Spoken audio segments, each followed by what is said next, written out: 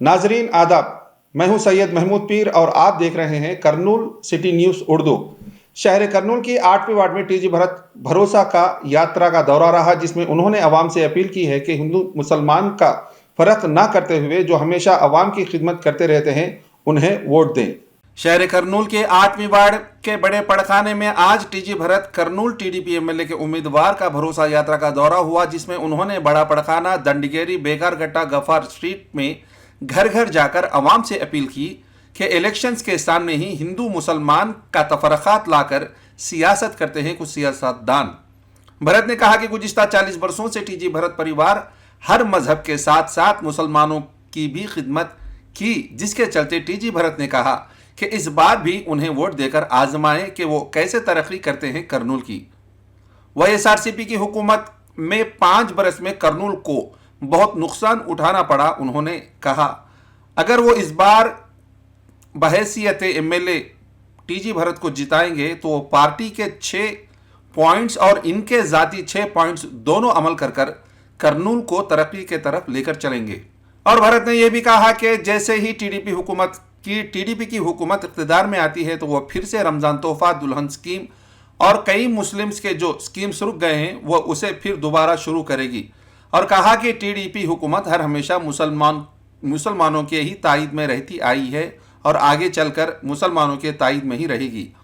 और ऐसे इस प्रोग्राम में कॉरपोरेटर परमेश, जमाल, डॉक्टर शेषन्ना, नागार्जुना, मंजू, लक्ष्मी नारायण, कस्तूरी, वेंकटेश्वरलू, अल्लाह बख्श, शेषपाणी, श्रीकांत, अभिलाष, शब्बीर, मंगम्मा, श्रीदेवी, सुवर्णा, अमृता, हरी, महानंदी, एल्लप्पा, एल्लैया, श्रीनिवासुलू, किरण, मल्ली, पेद्दया और दीगर लीडर्स शामिल रहे।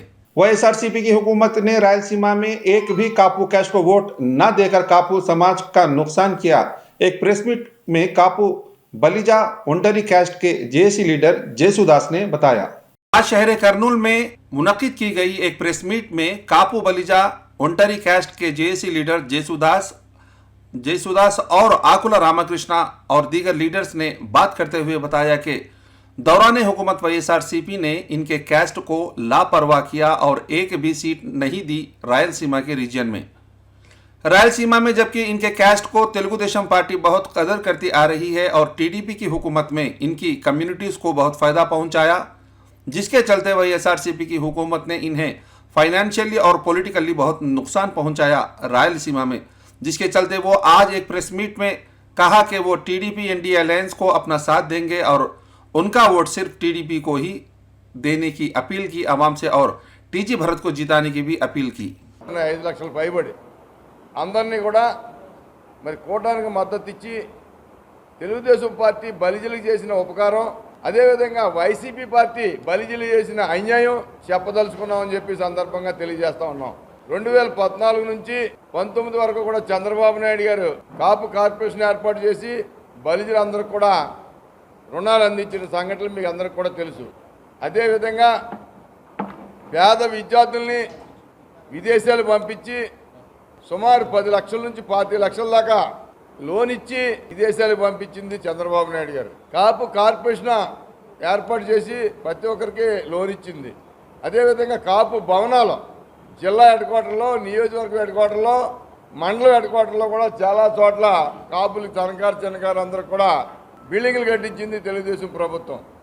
5 సంవత్సరాల్లో సుమారు 4,500 కోట్ల రూపాయలు ఓన్లీ బలిజలకు ఖర్చు పెట్టింది తెలుగుదేశం ప్రభుత్వం అని చెప్పి సందర్భంగా తెలియజేస్తూ వైసీపీ కోల్పోయింది ఎన్ని పోటీదారుడు బలిజలకి వైసీపీ జగన్మోహన్ రెడ్డి అని చెప్పి సందర్భంగా తెలియజేసుకుంటూ రాబోయే కాలంలో అందరూ కూడా సామాజిక మనం పనిచేయాలని చెప్పి సందర్భంగా తెలియజేస్తున్నాం। అదే కాదు, విద్యా సంస్థల్లో రిజర్వేషన్లో కోల్పోయాం, విద్యార్థుల సీట్లు కోల్పోయాం, ఎంబీబీఎస్ సీట్లు కోల్పోయాం। కాబట్టి ఆ రకంగా ఈడబ్ల్యూఎస్ రిజర్వేషన్ని మాకు ఇంప్లిమెంట్ చేయకపోవడం వల్ల ఎంత నష్టం జరిగింది అనేది గత 5 సంవత్సరాల్లో ఒక్కసారి కాపు సమాజం ఆలోచించాలని మనవి చేస్తూ ఉన్నాం।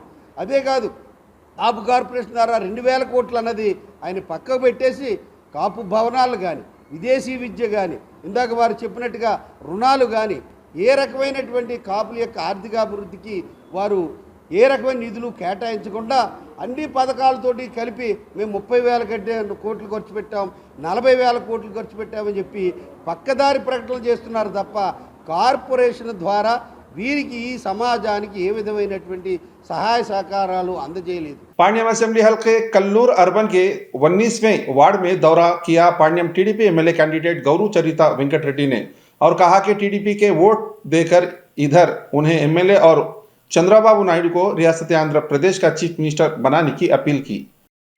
पाण्यम असेंबली हल्के के कल्लूर अर्बन 19वें ward 4th class employees colony में आज पाण्यम टीडीपी एमएलए की उम्मीदवार गौरू चरिता वेंकट रेड्डी ने अपना दौरा किया और घर घर जाकर टीडीपी के सुपर 6 के पॉइंट्स के पर्चे बांटे और कहा कि कैसे वाईएसआरसीपी की हुकूमत में रियासत आंध्र प्रदेश का नुकसान हो गया।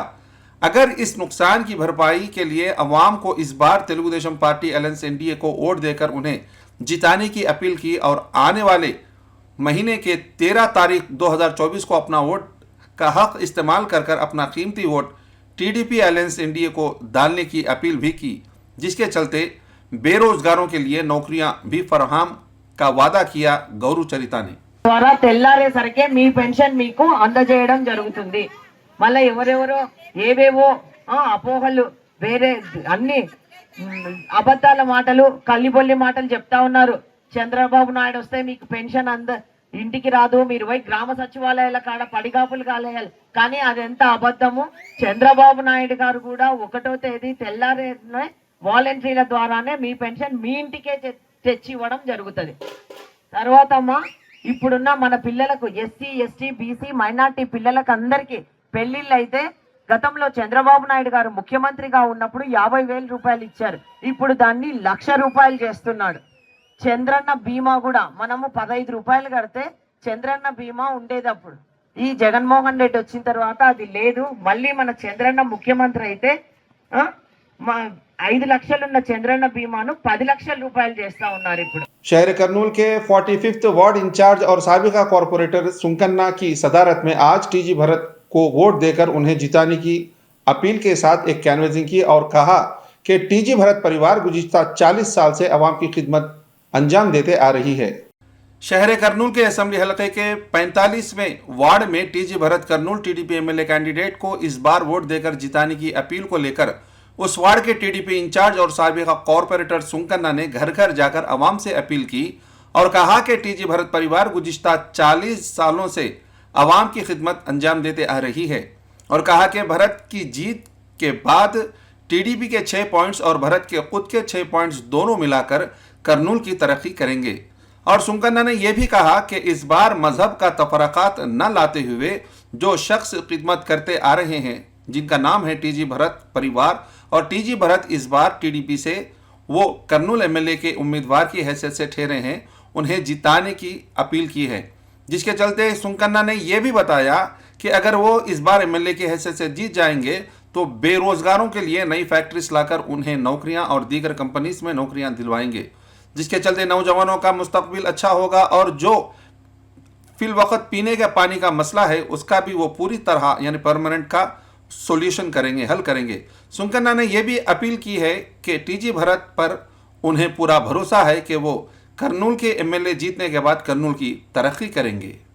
ఈరోజు 45వ వార్డు నుండి మేము ప్రతి ఇంటి వాళ్ళని కలిసి మా భర్తయ్య గురించి చెప్పడం, భర్తయ్య గురించి ప్రతి ఒక్కరూ మాకు నమ్మకంగా చెప్పడము, మేము ఖచ్చితంగా భర్తయ్యని గెలిపించుకుంటాము, ఇప్పటికే మేము 15 ఏళ్ళు వెనక్కిపోయినాము అని ప్రతి ఇంటి వాళ్ళు, ప్రతి కులం అనే కులానికి మామూలుగానంత వరకు అటువంటి లేకుండగా భర్తయ్య ఏమైతే కష్టపడి చేస్తున్నాడో ప్రతి దానిని 24 గంటలు కష్టపడుతూ మనకు కర్నూలు విషయాన్ని ప్రతి విషయాన్ని ఆయన ఇప్పటికే మేము 15 ఏళ్ళు వెనక్కిపోయినాము, ఏ విషయానికి కానీ మేము ముందుండి చేస్తాం, మమ్మల్ని ఇది ఒక్కసారి ఈసారి మాకు అవకాశం ఇవ్వండి అని అయ్య చెప్పడం భరతయ్య.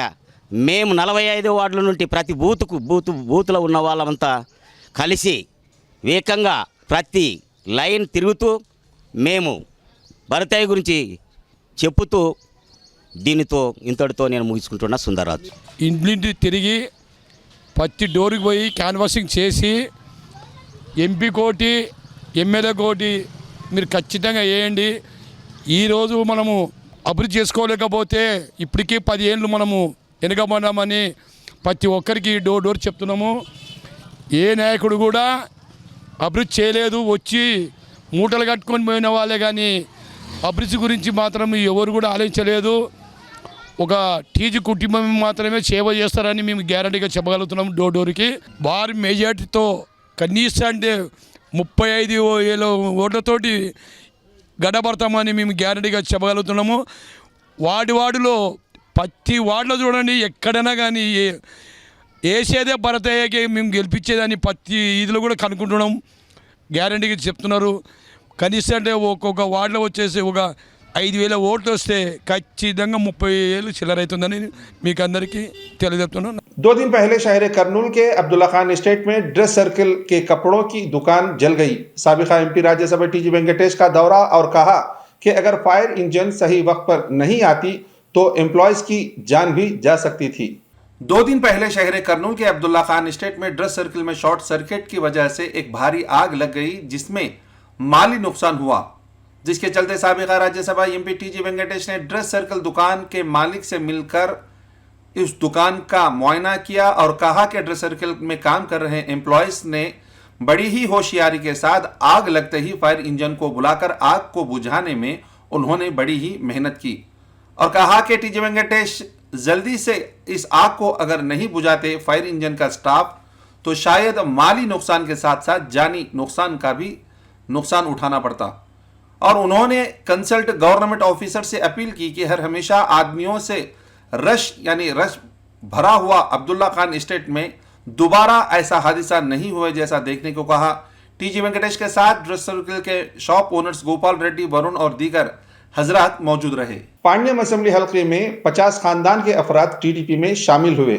पाण्यम असेंबली हलके के ओरोकल मंडल गुमितम तांडा के पुड़ीचर्ला खरिये के 50 खानदान के अफराद तेलुगुदेशम पार्टी में गौरू चरिता वेंकट रेड्डी की सदारत में शामिल हुए, जिसमें गुमितम तांडे से वेंकटेश नायक, लक्ष्मा नायक, शिवा नायक, लोका नायक, रमेश नायक, लोका रमेश नायक, चिन्ना नायक, स्वामी नायक, वीरांजनेलु नायक, गणेश नायक, कृष्णा नायक, गोपी नायक, बाला स्वामी नायक, भीमला नायक, रामलू नायक और इसी तरह पुड़ीचर्ले खरिये से फजलुर रहमान, सैयद बादशाह, रफ़ी, शफ़ी, बशीर अहमद, शब्बीर अहमद, मोहम्मद कासिम, मालिक बादशाह, नज़ीर अहमद, यूनुस बादशाह, ख्वाजा हुसैन और दीगर हजरात ने टीडीपी में शामिल हुए, जिसके चलते गौरू चरिता और उनके शौहर ने बताया कि आने वाले महीने 13 मई 2024 को अपना कीमती वोट टीडीपी को देकर उन्हें जिताने की अपील की.